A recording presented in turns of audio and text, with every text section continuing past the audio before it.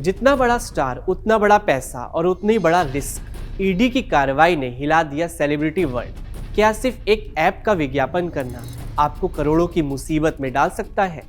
Actress Neha Sharma, Urvashi Rautela, Sonu Sood और सांसद और एक्ट्रेस मिमी चक्रवर्ती समेत कई नामचीन हस्तियों की करोड़ों रुपए की संपत्ति जब्त हुई है। ये कार्रवाई प्रवर्तन निदेशालय यानी ईडी ने की है और मामला सट्टेबाजी ऐप, प्रमोशनल और मनी लॉन्ड्रिंग से जुड़ा है।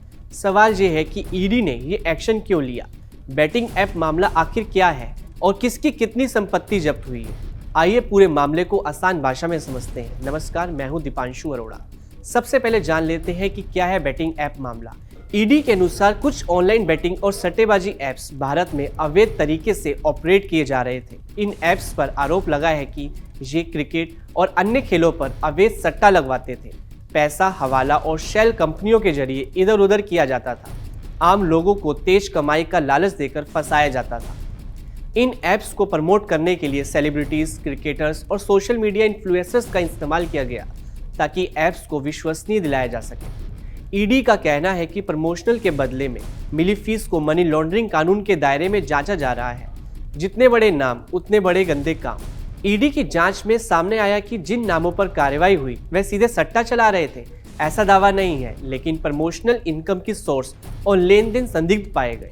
इसी आधार पर ईडी ने prevention of money laundering act के तहत अस्थायी रूप से संपत्तियां जब्त की। किसकी कितनी संपत्ति जब्त हुई, आइए अब जानते हैं। सबसे पहला सवाल और अहम सवाल यह है कि किस सेलिब्रिटी की कितनी संपत्ति जब्त हुई। ईडी के मुताबिक युवराज सिंह करीब 2.5 करोड़ रुपए, रॉबिन उथप्पा करीब 8.26 लाख रुपए, उर्वशी रौतेला लगभग 2.2 करोड़ रुपए, सोनू सूद करीब 1 करोड़ रुपए, मिमी चक्रवर्ती की करीब 60 लाख रुपए, अंकुश हाजरा की 47.20 लाख रुपए और नेहा शर्मा की 1.26 करोड़ रुपए की संपत्तियां।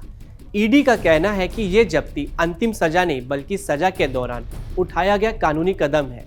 क्या इसका मतलब दोषी साबित हो चुके हैं? बहुत जरूरी बात, संपत्ति जब्त होना यानी दोषी साबित होना नहीं होता है। ईडी की कार्रवाई जांच का हिस्सा है। अंतिम फैसला कोर्ट या कानूनी प्रक्रिया के बाद ही होगा। कई सेलिब्रिटीज पहले ही कह चुके हैं कि उन्हें ऐप्स की अवैध गतिविधियों की जानकारी नहीं थी। लेकिन सवाल वही है, क्या सेलिब्रिटीज को सिर्फ पैसे के लिए हर ऐप प्रमोट करना चाहिए? क्या फैंस को बिना जांचे परखे इन विज्ञापनों पर भरोसा करना चाहिए? ईडी ने पहले भी 1xBet के मामले में कई बड़े नामों के खिलाफ कार्रवाई की है।